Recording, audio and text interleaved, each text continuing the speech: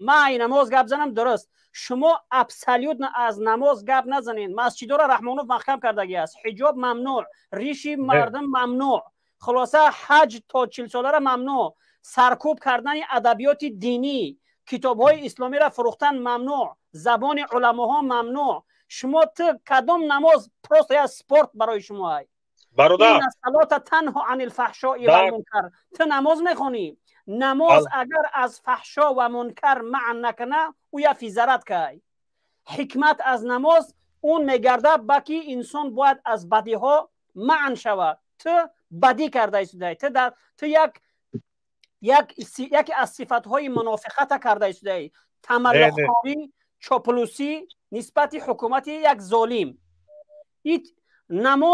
نماز میگه کی وقتی که مرا ادا کردی ما باید سبب بشم که تو باید راست بگو. چی به تو راست نمیگوی؟